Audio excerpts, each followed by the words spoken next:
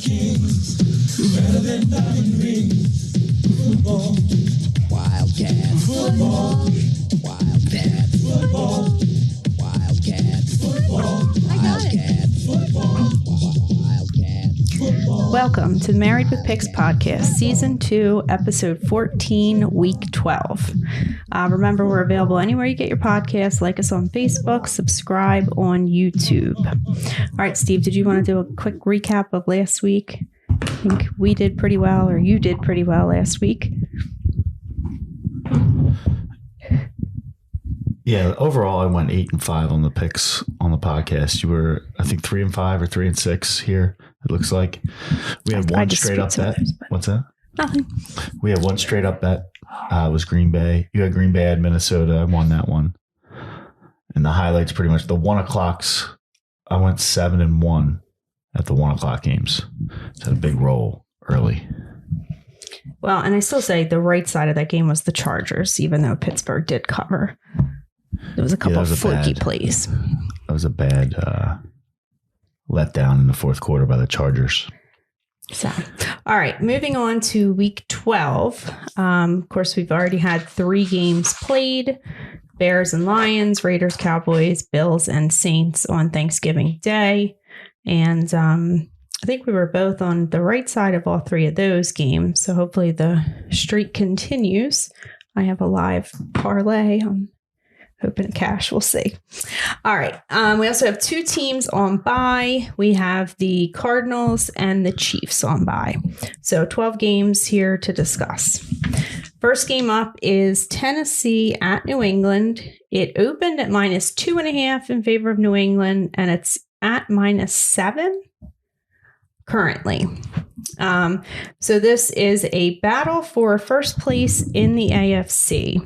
And I guess my first question here is, do the Patriots deserve to be 7-point favorites on the Titans? In my opinion, they do, because of the fact that the Titans, if they don't have any receivers, they can't win.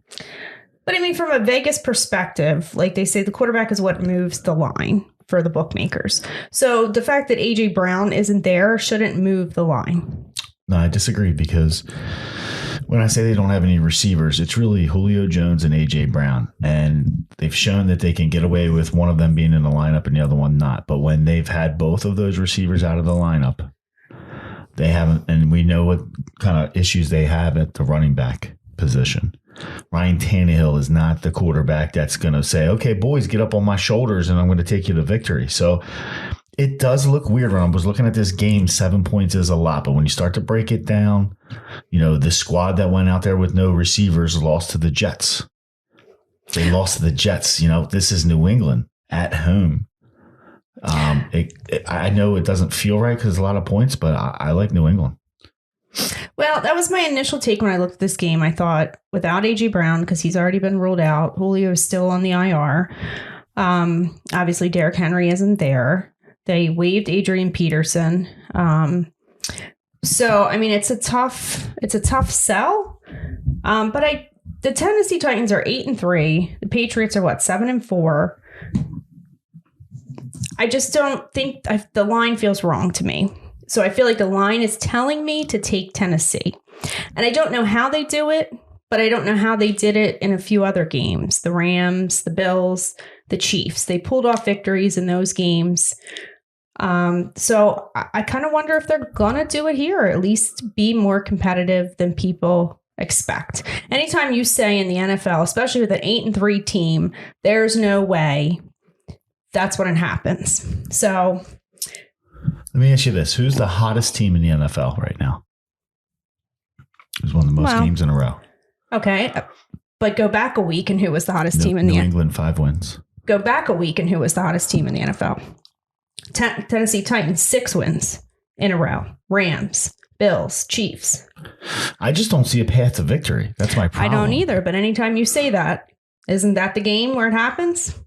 So, I mean, it's Mike Grable. He played for Bill Belichick. These teams played twice in recent years. Tennessee won both. Tennessee seem to have their number from a coaching perspective. You can look back. Like I looked back at the stat log from they played in the 2019 season wildcard game. The Titans won that game. I forget what the score was, but the leading receiver had 2 catches. They were Derrick Henry in that game, which obviously they're not going to be able to do in this one. I think you just answered your question there. But I just feel like maybe last week's debacle in Houston was because they were too busy looking ahead to this game. So I don't know. You like Tennessee? I feel like that's... Sure sounds like you like Tennessee. I don't like Tennessee, but I feel like that's the right pick. Well, listen, I'm going to call you to the carpet. And this was part of the problem with trying to figure out what games you're playing. Is this a pick or is this not a pick? Are you saying take Tennessee? Or are you saying, no, you're scared, don't play it? I'm not going to touch it. All right. I take New England all day. All right. I understand what you're saying, and I don't like the fact that Tennessee seemed to have their New England's number in the recent past. But, there's probably 2 big differences between those scenarios. One, there's no Tom Brady on the other side of the ball. And 2, there's no Derrick Henry, like you just alluded to. They beat him in the playoffs. They threw the ball twice because they didn't have to. I didn't say they threw the ball twice, but what did you say? The leading receiver had two receptions. 2 receptions. Right? Yeah, I said targets. I meant receptions. Right. But was it 2 targets? That's it? Or was it receptions? 2 catches. Either way, 2 catches. It's very minuscule. I get your point. It's different personnel.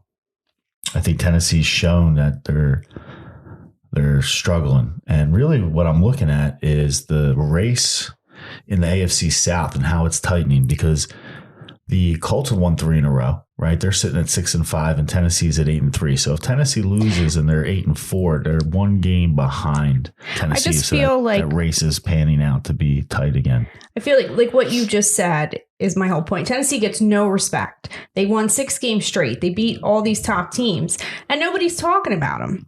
Everybody's saying they're going to get, their asses beat by New England, by Belichick. And I just think that that's when you say that. And you, Steve, know that underdog philosophy can take you a long way. So I don't know. For me, I'm too scared to do it, but I think the right play is Tennessee. This is definitely a prove it game for Tennessee. Should we take them seriously? I just don't think that they have anybody at the receiver spot that fears defensive coaches. And now you're talking about Bill Belichick, one of the best defensive minds in the game. I see problems for Tennessee to the point where they may only put up 7 or 10 points. And then the question is, is New England going to score 3 touchdowns? I think so. I don't know. I guess we'll find out. All right, let's move on here. Next game is the New York Jets at the Houston Texans. Opened at -3 in favor of Houston. It's down to -2.5 in favor of Houston. We have Zach Wilson back in at quarterback. Texans obviously won last week against Tennessee. So, I guess it's still 2 bad teams playing each other. I think when you look at it, you think with Tyrod Taylor, Houston is okay. But in this game, I feel like the Jets are the pick. And again, I don't know if I can do it, but I just wonder if their big win last week over the Titans, it's Thanksgiving week. Do they, deep down, do the Houston Texans really care enough to win? So I'm not going to touch it, but... So Zach Wilson's back, right, at quarterback. Yes. He's been out since, I think, October 24th, which is a month ago. I guess the question is he fully healthy? Because he's not going back in because they don't have another option. They say he's not because fully of Flacco healthy. And Mike White can't play this week. So I don't know. He was competitive when they played the Titans. They made a game out of it. I think they can make a game out of it against the Houston Texans. They don't have a really great defense. So they're both 2-8. Yeah. So similar records. I just, I had the Houston win last week, and I feel the same way this week. I just think Tyrod Taylor is good enough veteran leadership has played enough football that he can get the team moving, and that's what he did last week. And when he was healthy, Houston looked like a respectable offense. And I think the Jets are probably the worst team in the league next to Jacksonville. So they're much better in the quarterback position. This is a quarterback league. Usually I look at a matchup like this and I say take the points, but the Jets are on the road. I don't like them at all. I'd take Houston. Do you like Jets then? I didn't say I like the Jets. I lean the Jets. All right. Are you making it a pick or not? No, I'm not making it a pick. Make a pick. I will eventually. All right. No bet. Next game up is the Philadelphia Eagles at the New York Giants. Open at -3 in favor of Philly. It's up to -3.5. So Giants got beat by the Bucs on, was that Monday night?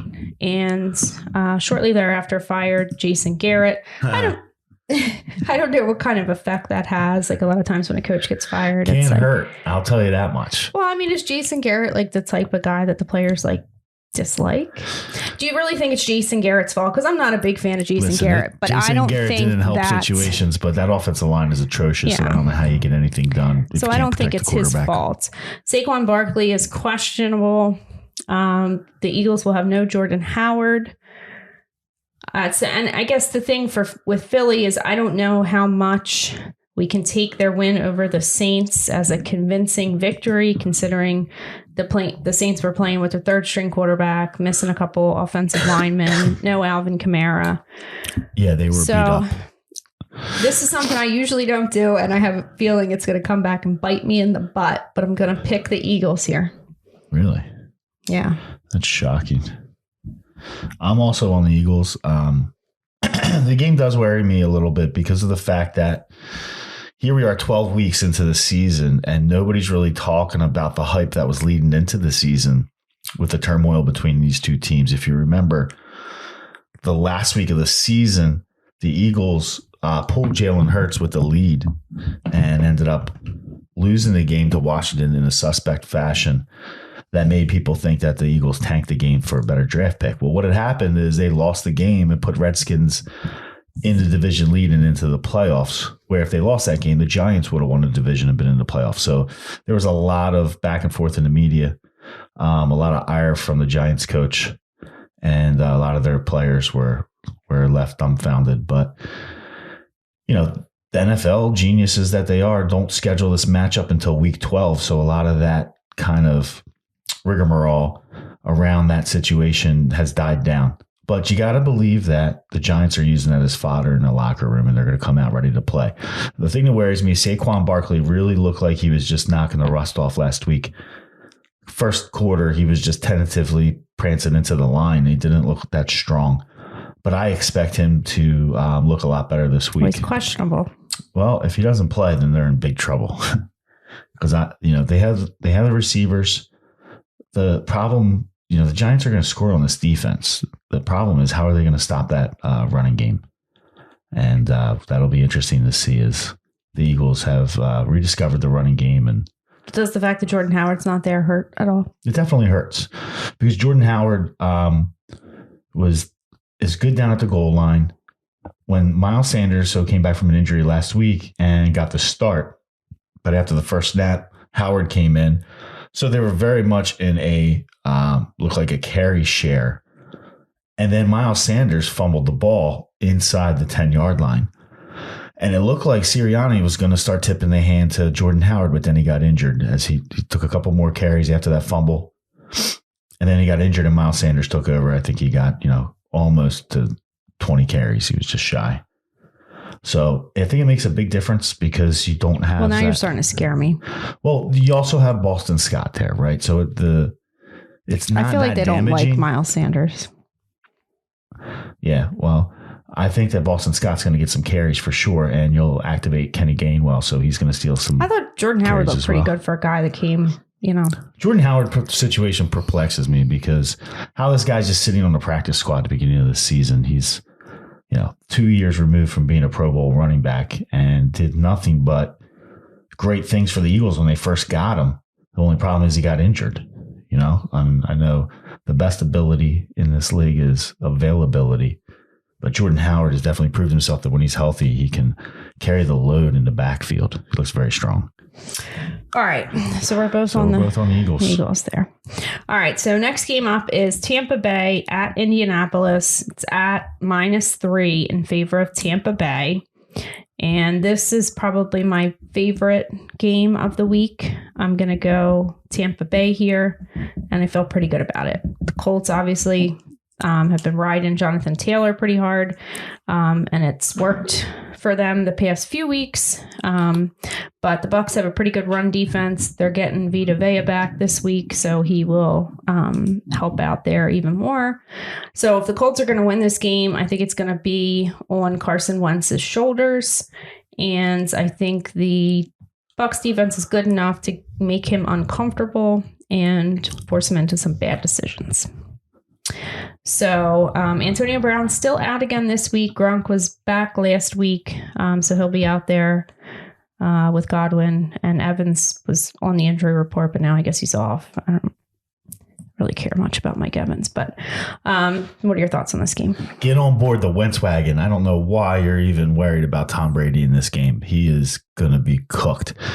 When I saw on Monday night against the Giants is they pretty much just ran screen until the Giants got sucked up, and then they started hitting the posts with Gronkowski and a lot of passes to Mike Evans. But I believe if you go against a solid defense, this Tampa Bay offense is going to look quite average without Antonio Brown running down the sideline.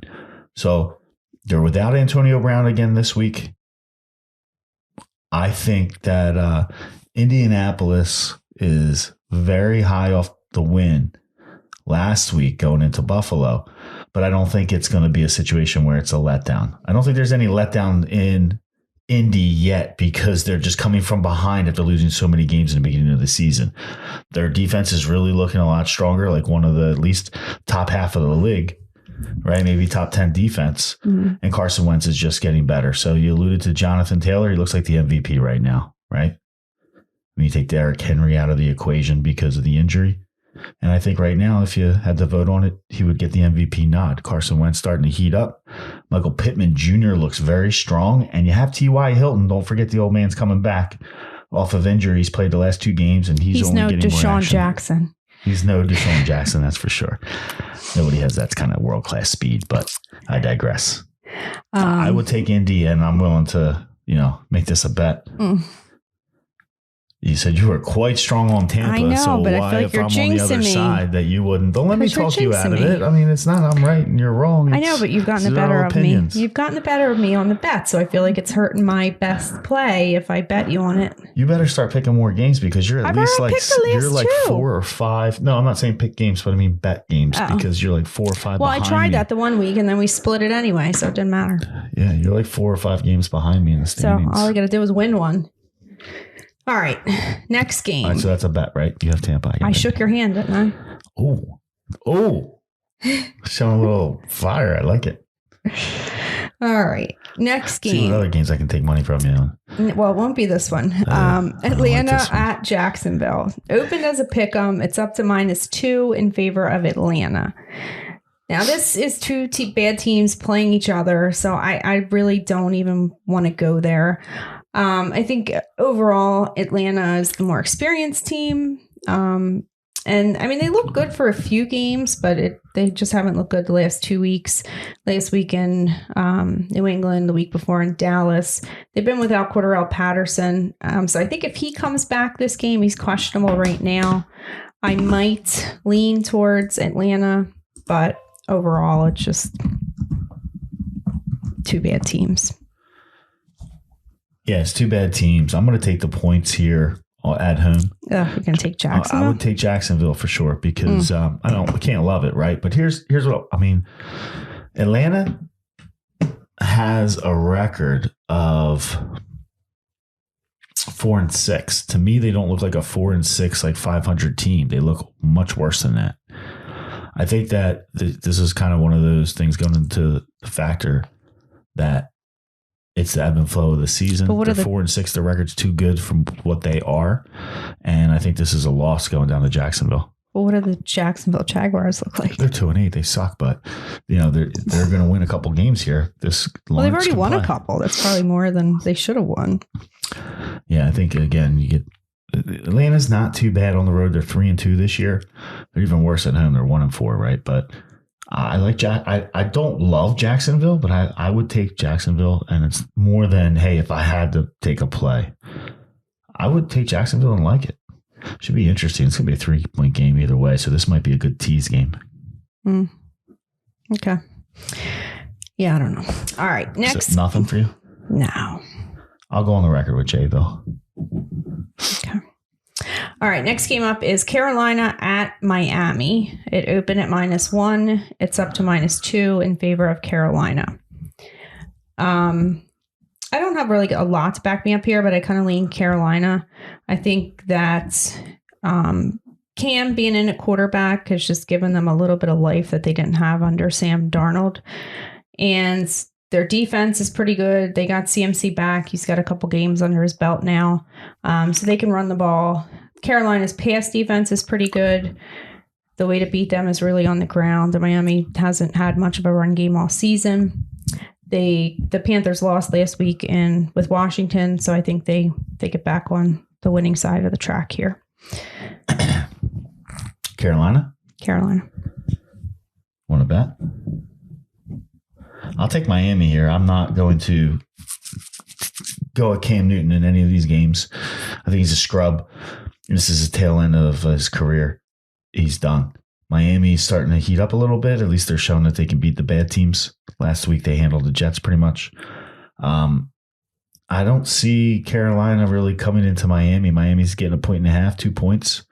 Hopefully this one goes up to 3 by game time. I would jump on Miami with a field goal. Okay. Again, not a great play. I mean, it's Miami and Carolina. All right, I'll bet you on it. Let's do it.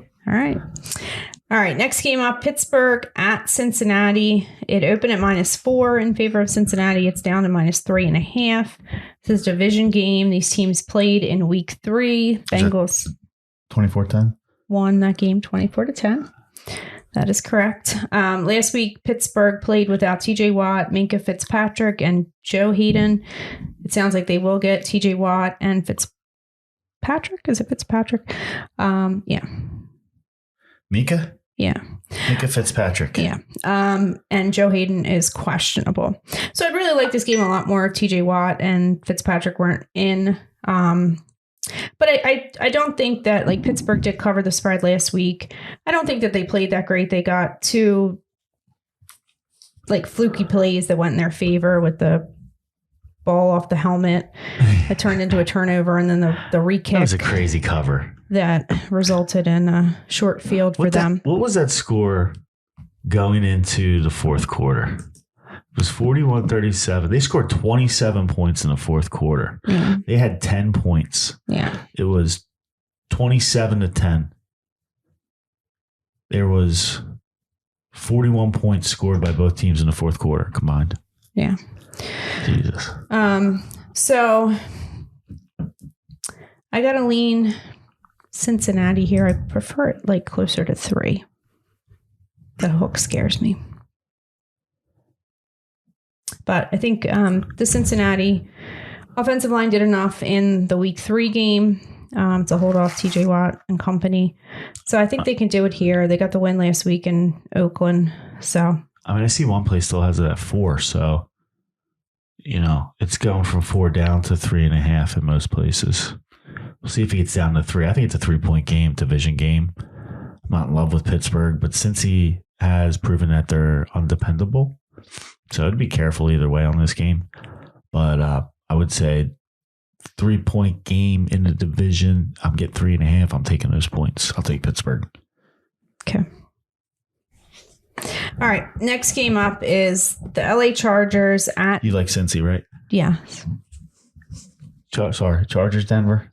Yes. Chargers Just at. making sure we're on the record there. Chargers at Denver. It's at -2.5 in favor of the Chargers. This is another division game. And is the schedule weird this year? Like I was going to ask you when we were talking about the Eagles. Have the Eagles played any division games yet? The schedule makers definitely went more division games heavy than they ever have before. In the back end. Yeah, in the of back the schedule. end. Usually you'll have like two. Even like in recent years where it's been division heavy, you get at least like the 3 division matchups out of the last 4 weeks of the season. And this year, what they're doing is, given another 2, at least in the Eagles situation, they've got 5 out of 6 of their last games are in the division. So they've only played the Cowboys that early season matchup. Okay. So that division's really up for grabs. I mean, you see if Dallas is coming back to earth and have lost a couple games here now. Oh, God. Here we go. Well, I mean, I think that you guys have look, a shot at the division. You got to look at Washington too. I mean, Washington has a shot too. They've been playing good on the road. They've got probably the best receiver in the division in McLaren. Quarterback is getting better. I mean, he's winning some good games. So I'm a little worried about Washington as well. But if I was Dallas, I'd be worried about the 2 teams behind me. Yeah. All right. So I've been waiting through the bye week to bet against Teddy Bridgewater. So this is my chance. Chargers? Yeah, I'm taking the Chargers. I like the Chargers too. I mean, there's not even that much to say here. I think Denver's shot. I like that whole Teddy Bridgewater incident where he didn't even try to stop SLATE when he was running the ball back for the touchdown.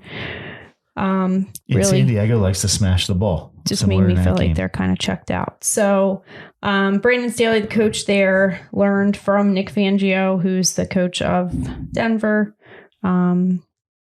So, I mean, the Chargers, I think, are just the better. I worry a little bit about their defense, maybe. But, I mean, they clearly have the better offense. So, I'm taking the Chargers on this one.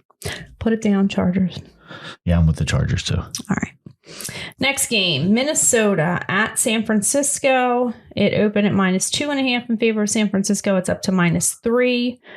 Vikings playing pretty well lately. Beat the Packers, beat the Chargers in the last 2 weeks. Most of their losses have come in pretty close games. I worry a little bit. Minnesota's secondary is not the best. I could see a big Deebo Samuel game here. But I don't really feel like San Francisco should be a 3-point favorite. And I don't want to take them as a 3-point favorite. So I got to go Minnesota here and figure even if they don't pull out the victory that they can keep it close. Yeah, I like the other way on this week. I like San Francisco. I think Minnesota's coming off that big win against Green Bay. There's going to be an emotional letdown coming back here in San Francisco. And San Francisco is playing their best football of the season. They're riding hot. They're getting Kittle back at the right time, getting him healthy. Deebo Samuel, like you alluded to, looks like a world beater. They're running him. They're giving him the ball out of the backfield, very similar to what Atlanta's doing with Patterson.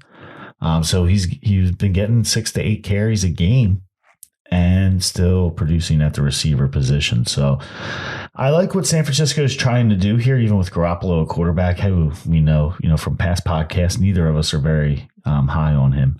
But I like what he's doing. He's staying contained and within himself and not trying. When he gets in trouble, he tries to do too much and prove that he's one of the elite quarterbacks. So he takes more risks and go downfield. What I see is he's waiting to get the single matchup, the man-to-man matchup with Deebo before he takes those big shots. And a lot of times he's hitting Deebo close to the line of scrimmage and he's, doing a lot of the work on the yards after the catch. So I like San Francisco. I think Minnesota is just kind of an ebb and flow team. And every week it's going to be something different with these guys. I liked them last week against Green Bay, but I'm going to go against them.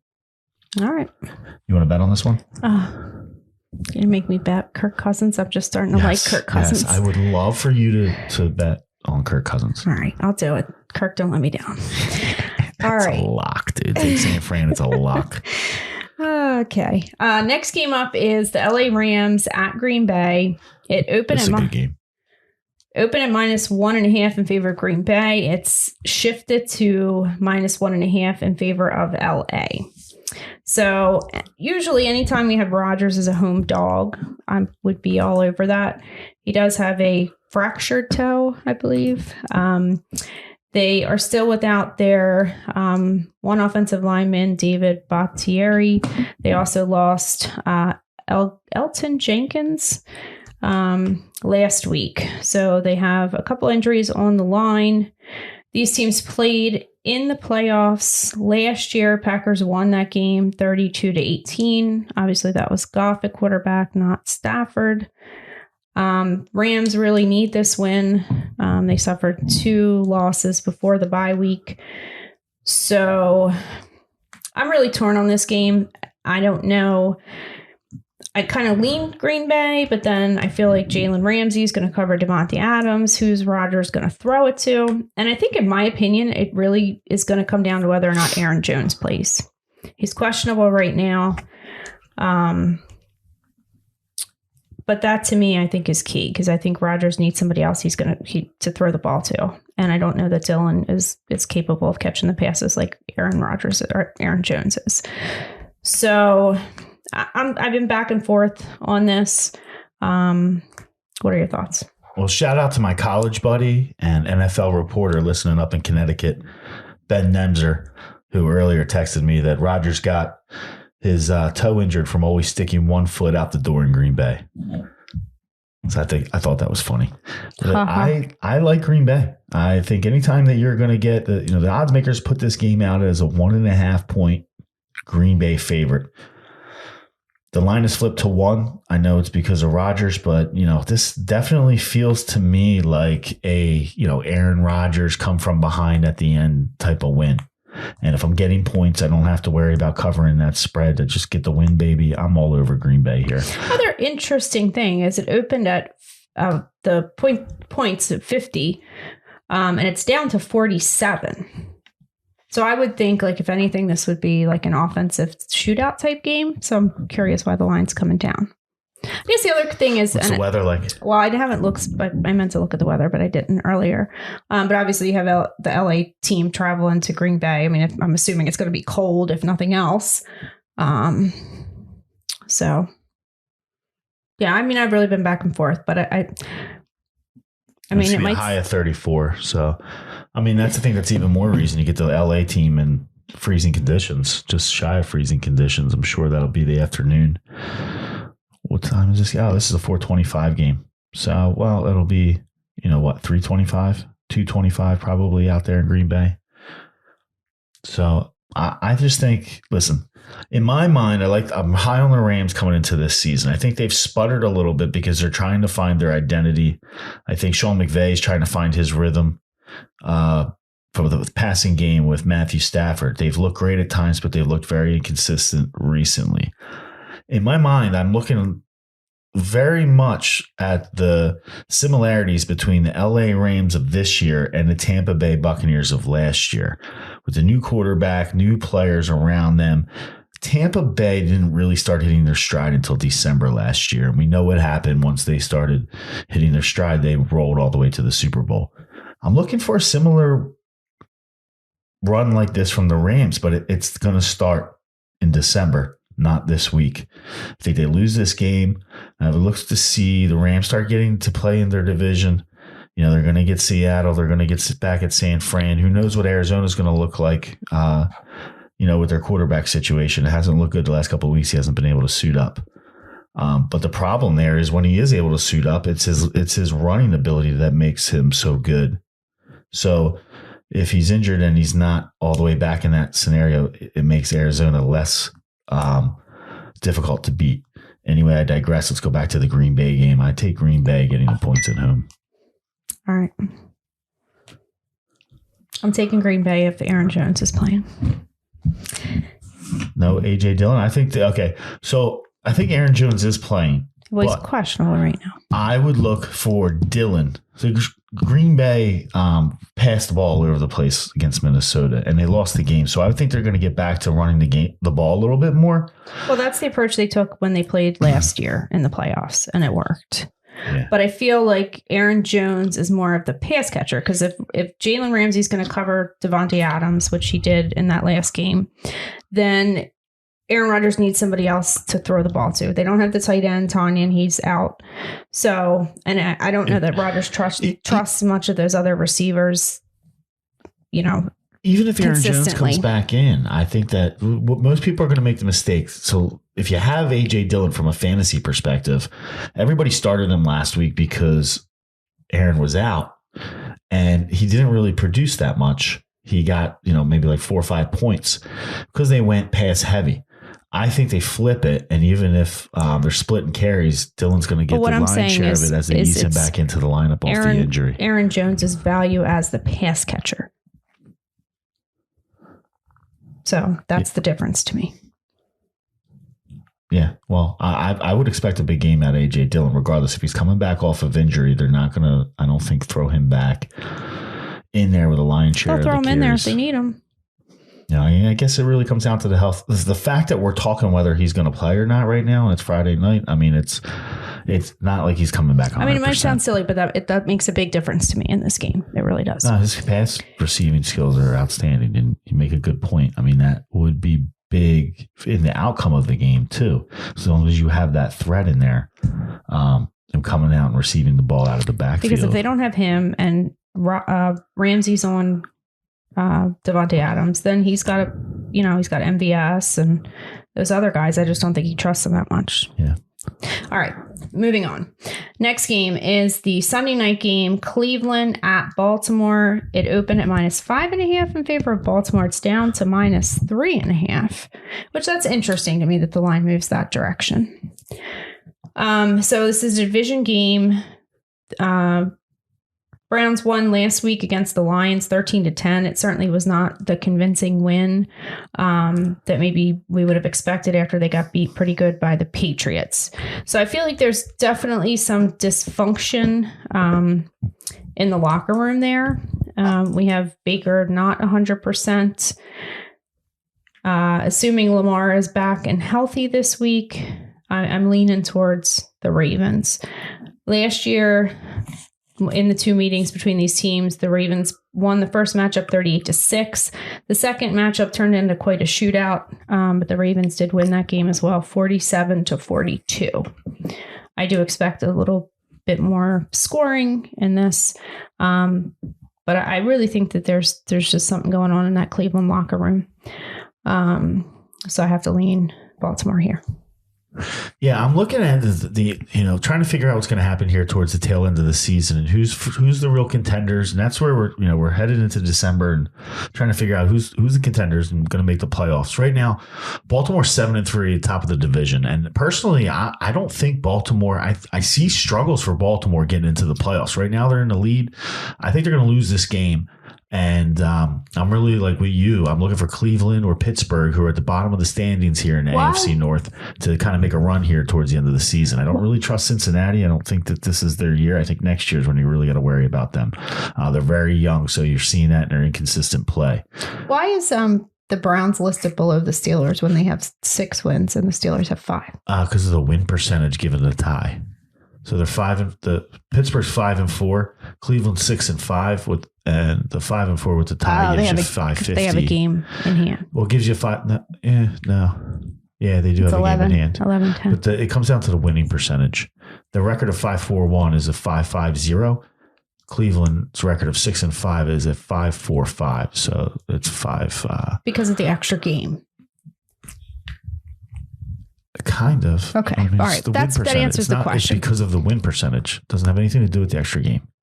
Regardless of how many games you play, you get a win percentage, and the win percentage puts you ahead or behind in the standings. Makes sense? Win percentage. Boom. Let's talk after we get done recording on that one.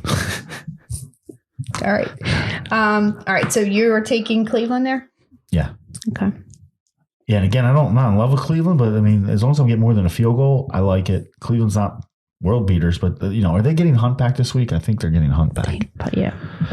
So that's going to make all the difference in the world, because you don't really need to throw the ball if you have those two guys playing. But it should make things easier for Baker Mayfield once they do establish the run to be able to pass off play action. Okay. All right, last game, Seattle at Washington. It opened at -3.5 in favor of Seattle. It shifted to -1 in favor of Washington. So Washington has 2 wins in a row. They beat Tom Brady. They beat the Panthers last week. Hold on. Let's go back to the last game. So this just came out today that Kevin Stefanski said that both right tackle Jack Conklin and running back Kareem Hunt will be activated from the IR. So that's really huge because Jack Conklin's pretty good lineman. So it's going to help all over for the run game. Well, now you got me worried because the Ravens do have a vulnerable run defense. Yeah, it's trouble. But you like the Ravens, right? Well, let me talk you out of it. I did like the Ravens. All right. So let's go on to the next game. Seattle, you're down on the Ravens. Okay. Seattle, back to Seattle, Washington. Yes. So I guess to me, this really comes down to like Russell Wilson because he obviously is Definitely. He's not 100% in the last couple games that he played with that finger. He came back sooner than he was supposed to. It's frustrating watching Russell Wilson suck because I love the guy. So, I mean, is this the game where he gets back on track? Is the finger like getting better? I don't know. So that's kind of the factor for me because I can see this game going either way. I mean, Heineke's played pretty well the last few games. He had 3 touchdowns last week. He's a better quarterback at home. They're back at home. They're turning it into a home field advantage. I mean, look at what they did against Tampa Bay. Now this is going to be a Monday night against Seattle coming into town. That place is going to be rocking. Those fans are looking to shine out. Well, but do you think? I guess he hasn't played any primetime games this year. I guess the playoff game last year was a primetime game. Does that affect him at all? I think he's beyond that. I mean, he might. So? It could in the beginning of the game. You know, he could be so pumped up with that crowd behind him. But that game against Tampa Bay in the playoffs was a home game too. So I mean, you're not going to get more of a rush than playoff football.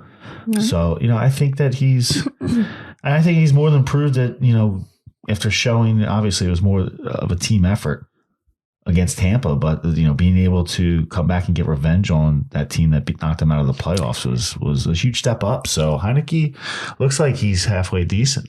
So I don't know. I mean, I lean Washington, but at the same time, I could see if Russell Wilson is, getting better with the finger. Do you trust Russell Wilson coming in and winning the game? No, but I could just see it going that way. But I did the same thing last week. Like I put in a couple FanDuel lineups with Russell Wilson and DK Metcalf and Tyler Lockett, and it didn't turn out so well. Those guys just seem like they're not going to get back on the horse.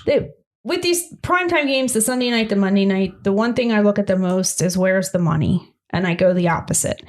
Both of these 2 primetime games, the money's pretty evenly split. So that doesn't help.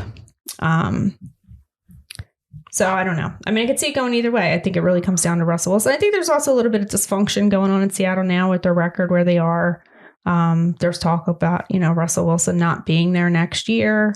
I don't know if the coach will be there next year. So maybe that's what's going on. That kind of information, if the locker room feels it's true, could definitely demotivate everybody. You see DK Metcalf getting frustrated on the field, and that doesn't play out well either. So, I mean, I lean Washington, but I wouldn't be surprised if Russell Wilson comes in and. Well, if they lose this game, it's going to be implode time for the Seattle Seahawks for sure. But if they lose this game, I mean, they're pretty much done for the season. Well, the only problem I have is that if they lose this game, it is going to implode. It's going to get ugly in Seattle, and I just don't see Russell Wilson letting it get that bad. It could happen. It will happen if they lose this game. So I'm a little worried there because he's clearly, when going well and his finger's okay, the best quarterback on the field. I don't know. It's a tough one. I think I'm going to stay with Washington, back to fans. I think that they're going to be going nuts. And, at the end of the day, Ron Rivera has a lot of these guys playing well, and Washington's starting to heat up. I'll take the Washington football team. I almost said it. All right. I'm with you there on that one then. All right. So that will do it for us. So I think we pretty clearly, as we went through the schedule, determined who was picking what games. I got them all right here. We don't need to go through the best bets. Are you Seattle or are you Washington? I'm Washington. All right. We're both Washington. All right. And we got to bet on Ravens, Cleveland. We have more than one. Yeah, but are we going to bet on Ravens, Cleveland as well? You take Ravens, I'll take Cleveland. Oh, fine. And wait, do you have the Rams? No, I didn't take the Rams. Okay. All right, I was trying to get that one in. Did we do Minnesota, San Fran? Yeah. Okay. Yeah, that's a bet. And did we do Pittsburgh? Minnesota, San Fran. No Cincy Pitt. Oh, I think we did Carolina, Miami, right? Yeah. All right. And we also did Indy, Tampa. Yeah. Indy. Tampa. House. Throw the house on it. All right. All right. That'll do Good it for us episode. for week 12. Peace out.